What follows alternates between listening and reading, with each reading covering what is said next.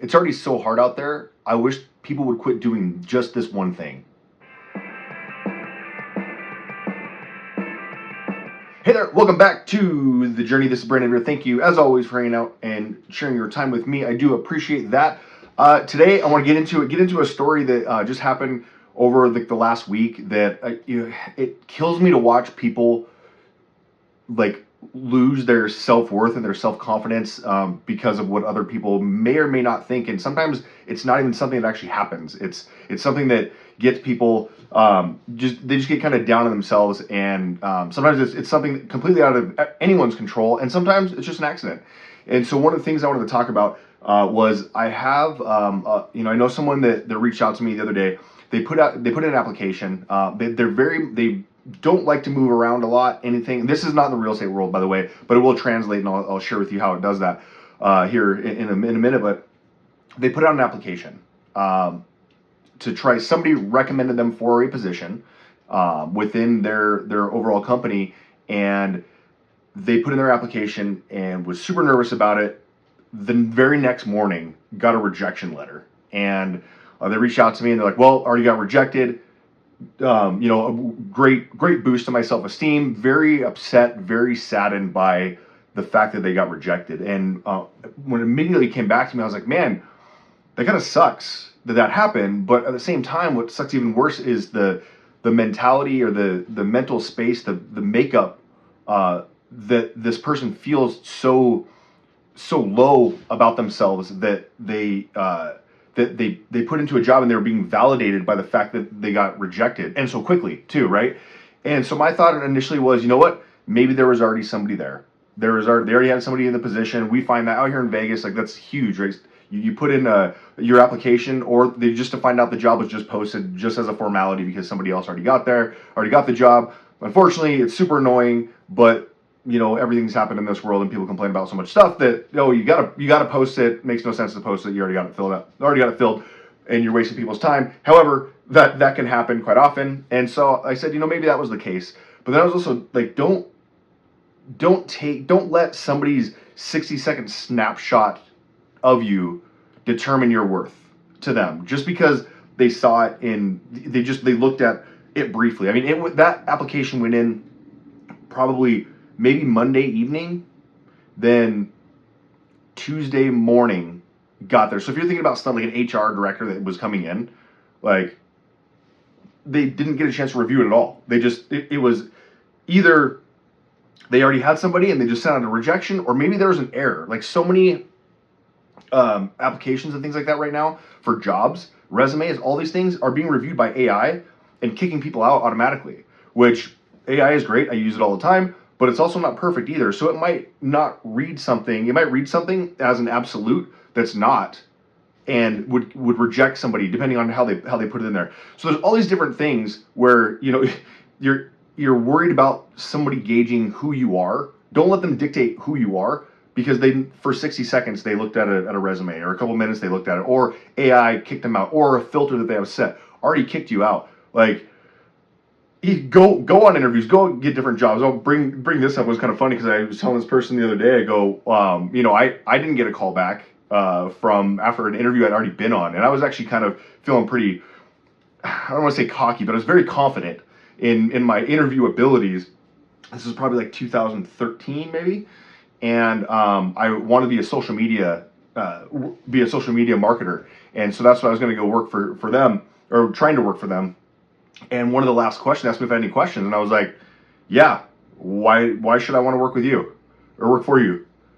And it completely caught him off guard. I don't know if that was too abrasive of a question to ask him or what, but I just thought that was pretty funny. As you're going, because the reason I was like that is because I was getting so many interviews that I had the ability to be like, oh, I can't, I gotta have this one. And I also want people to realize just that one interview doesn't determine who you are. So even if you don't get that interview or that one job, try it again. And so the reason I bring this into the real estate space and even the recruiting space is because what actually happened is that rejection was sent out as an error. They reached out to that person. That person said, yeah, you guys rejected me, I'm out. The person who recommended it the HR person who recommended it to this this friend of mine, they they asked about it. My friend responded and said, "Yeah, I got a rejection letter." And the HR person was furious. Was like, "What are you talking about?" So they went back and they're like, "No, we never sent a rejection letter. That person is actually here listed on as a person to contact." Fast forward, that happened like within 2 days. My friend already had an interview yesterday and was like one of the top ones, from what I understand, that they were looking at because they're looking to hire and move fast.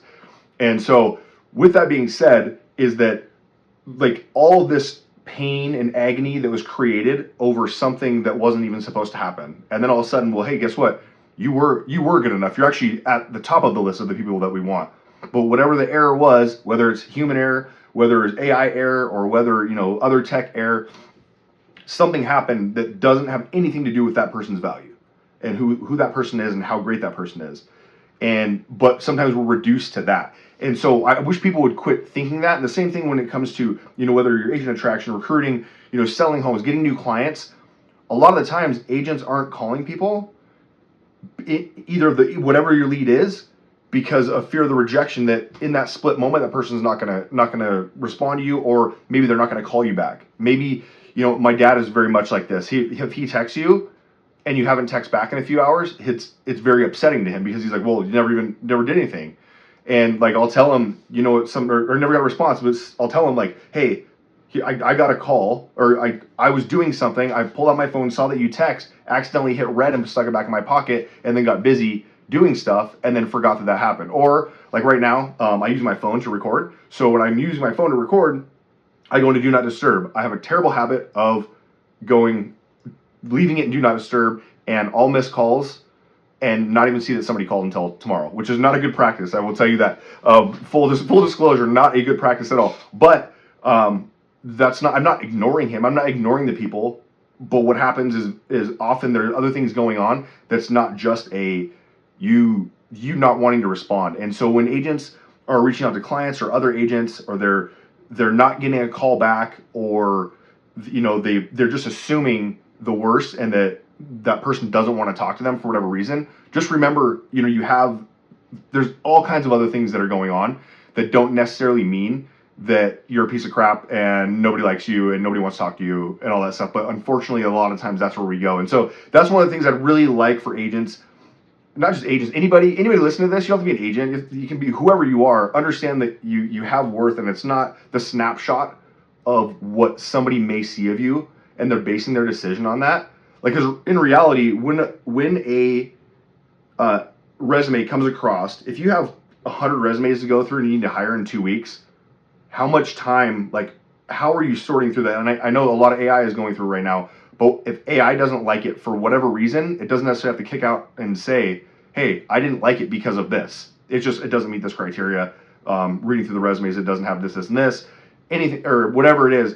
But don't assign your own value and worth based on a 60-second appraisal from someone or something, saying that you were or were not right for that job, or right for that brokerage, or right for that buyer, that seller. So just want to get out there, enjoy yourselves, give yourselves value, and keep on moving forward. And hopefully I have some good news and to say that this person ended up getting the job. That would be amazing, especially the roller coaster that it was on. So I will see you guys on the next one. Have a great one.